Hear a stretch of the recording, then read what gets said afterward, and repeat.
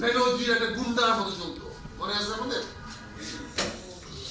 Muscle দেখায় চলতো।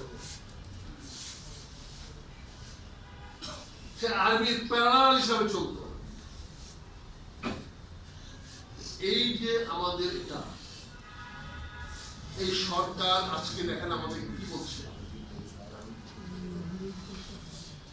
আজকে সবচেয়ে ভদ্রলোক আমি বলতাম, সজ্জন রাজনীতিবিদ মির্জা ফখরুল ইসলাম আলম, তিনি কি বলছেন? জামাত ইসলামকে ধ্বংস করতে, উৎখাত করতে। এটা কিসের ভাষা? কে বলছে? তার মানে আগামী দিনে আবার এই পুলিশকে 5 ফেব্রুয়ারি মেয়ের মতো ব্যবহার করার মাথায় কেমিস্ট্রি হয়েছে।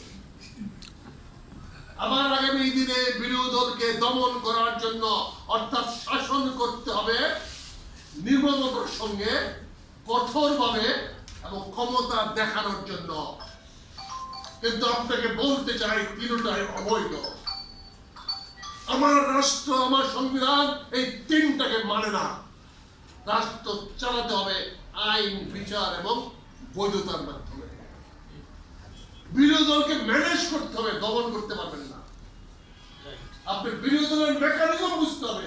বিরোধী দল তার দাবি করবে, এটা তার দায়, এটা তার দায়বদ্ধতা, জনগণের কাছে তার দাবি।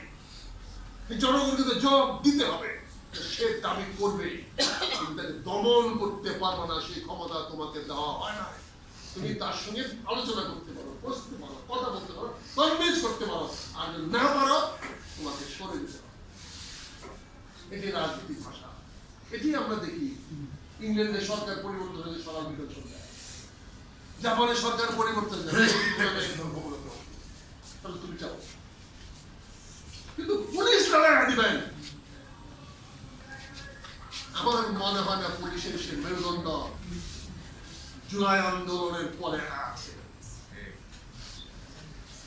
তারা রক্ষা করতে যাবো, ফিজিক্যালি লোক পাঠাইয়া, গ্রামের লোক পাঠাইয়া থানাকে রক্ষা করতে হয়েছে। আপনারা তো জেলে ছিলেন, জানেন না। পুলিশকে রক্ষা করতে জনগণকে দিয়ে ওই অবস্থায় পুলিশ গিয়েছিল।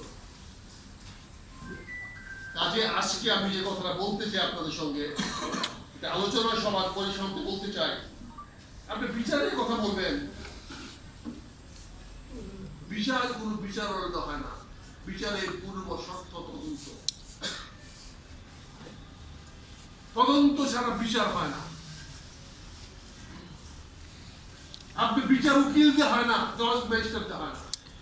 একজনের বিরুদ্ধে অভিযোগ আসতে পারে, সেটা আগে তদন্ত হবে,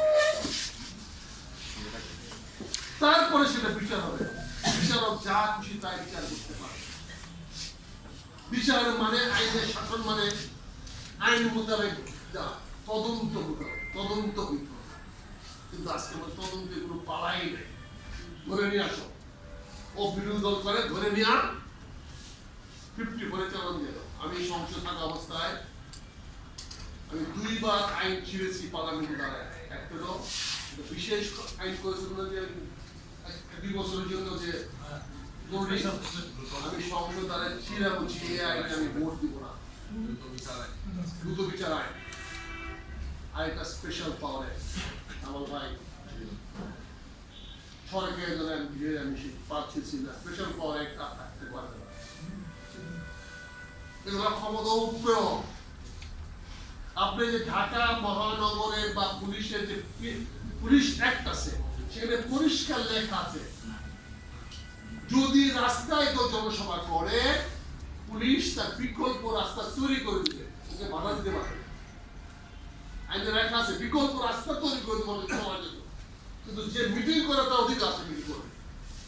আমরা কি করি উল্টা, তার কাছে পারমিশনের জন্য দেয়। এই পারমিশন পুলিশের কাছে চাওয়া বন্ধ করেন।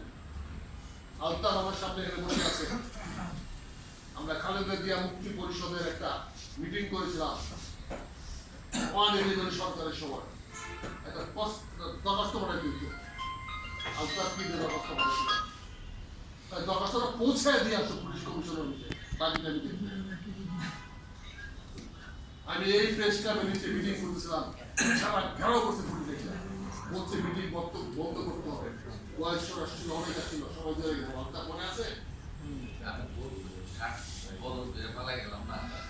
আমি ওসিকে বলছি, ভাই আমি সভা বন্ধ করব, তোমার কমিশনার যে আমার ব্যবস্থা গ্রহণ করে নাই সেটা নো বলে দেবে।